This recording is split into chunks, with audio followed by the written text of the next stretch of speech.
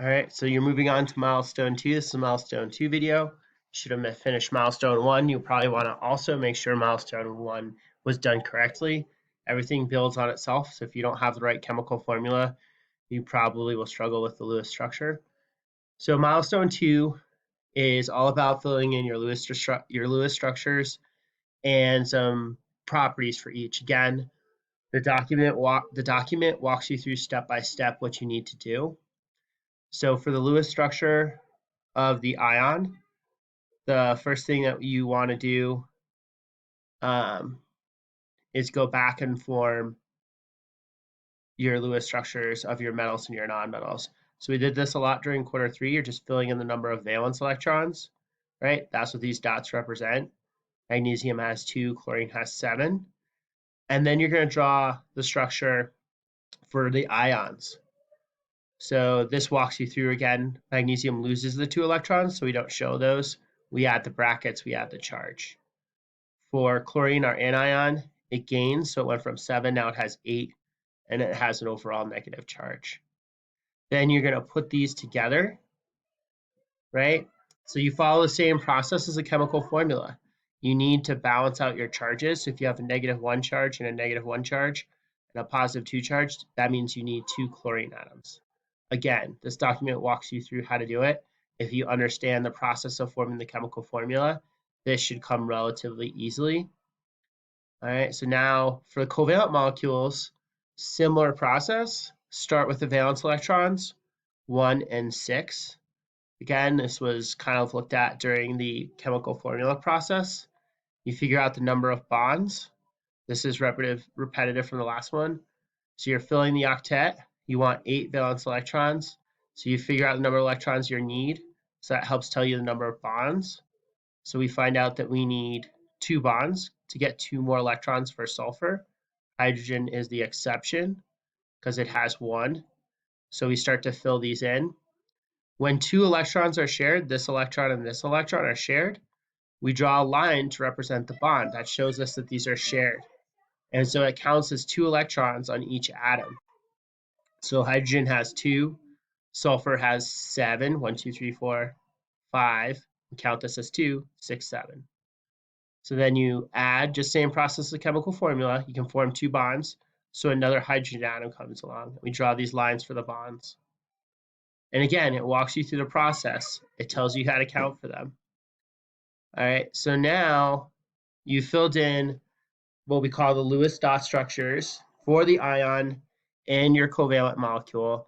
Now you're going to start filling in some background information, right? So we're going to get into detail about cations and anions. What is the ionic bond and how it connects to electronegativity? So I go through this stuff in detail, and I'm going to have you write a statement. A cation loses electrons, an anion gains electrons, and your ionic molecule contains a cation and an anion. So how can you explain the ionic bond between them, right? Remember, electrostatic attraction. We talked a lot about that in early going, right? There's this attraction between the positively charged cation and the negatively charged anion. Okay, so you're going to write a statement about that that shows you understand how electrons are transferred and how they are held together as a molecule. So you're putting together what you know about ions to explain the bond. All right, it just has to be a couple of sentences. You can use office hours to ask questions. Your second statement goes back to electronegativity. That's the affinity for an atom to gain electron. The least electronegative atoms are metals, right? The most electronegative atoms are nonmetals. And when you want to explain how the electronegativity of nonmetals supports the transfer of electrons. So if you go back to your periodic table, we talked a ton about this in quarter 3. Electronegativity starting from this side of the periodic table over to this side increases. It's the affinity an atom has for an electron. These guys only have a couple, 1 or 2, that they actually want to lose. They're not looking to gain electrons. These atoms are looking to gain them. Okay, so what does that tell you, right? Think it through, right? Electronegativity, ionization energy, the energy required to remove an electron. These guys have low ionization energies. It's easy to take away their electrons. These have high ionization energies. It's hard to take them away. So you just want to talk about how these things are related, right? How can it tell you about which ones are going to want to gain and lose? So it's just a short statement, right? I give you a lot of kind of leading questions to help you figure it out and how you can use this information to predict another ionic molecule. So think about it. If I have a lot of electronegativity over here and very little over here, and I understand how these form bonds, am I gonna get an ionic bond between calcium and sulfur, right? Think about these things.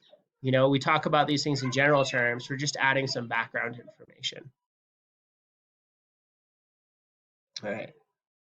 So now you're gonna go through the same process for your covalent molecule. And we're gonna look at polar covalent bonds, non-polar covalent bonds, polar molecules, and non-polar molecules. And this was new stuff we covered this quarter in an earlier week. So this information, it walks it through in detail and uses some analogies. It ties to electronegativity. We have this periodic table in here that gives you the electronegativity of each atoms, and it talks about the numerical difference between these. You might have learned about this in the first quarter, but this is a numerical classification of the different bonds. And it builds on the statements we were previously talking about. We use these numbers to tell us whether the bonds are polar covalent or non-polar covalent. So you have to look at how the specific values, and this walks you through the process of it's just math, right? Just subtracting two numbers. Then you're going to make a statement. You're going to make a statement about which bonds are polar and non-polar. And then I show you how to indicate a polar covalent bond. These arrows go from the less the less electronegative atom to the most electronegative atom. So I use hydrogen and fluorine in this example. Right? And then I start to talk about the polarity of the molecule. When you're figuring out the polarity of the molecule, you're looking at how the individual bonds are polar and nonpolar, but you're also looking at the shape. So carbon dioxide, it has two polar bonds, but they cancel each other out because it's a linear molecule and they're pulling in equal directions towards oxygen. So the overall molecule is nonpolar, even though each of these bonds are polar. And then we consider the different shapes, right?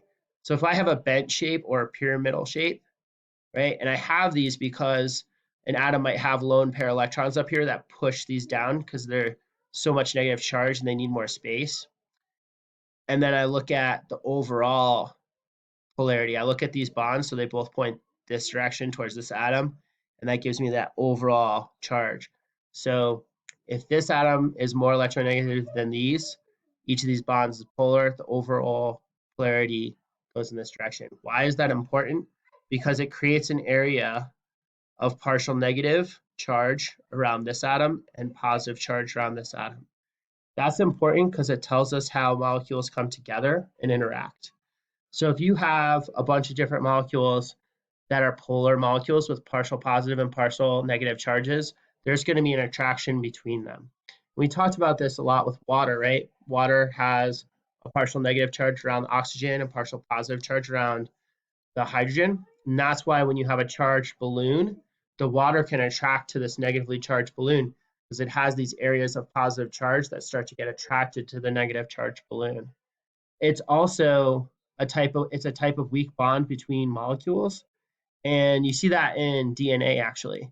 So strands of DNA are held together by what's called hydrogen bonds, and these hydrogen bonds are between molecules in DNA. And so when your DNA replicates, it strips the strand open so they can replicate them, and it weakens those electrostatic forces. So these are things you want to understand if you plan on studying more biology or medicine or any of those fields. But it's just also good to know. It helps you understand other concepts as well. So that's all of milestone 2. All right, it builds on the first milestone. Again, jump into the office hours. The schedule for milestone 2 that I put together has you on the 30th. So the first hour is review for milestone 1, and the second hour is for milestone 2. Again, you just contact me if you need additional help. It shouldn't take you more than 2 hours, right? Especially if you worked through milestone one, because it really builds off of milestone one.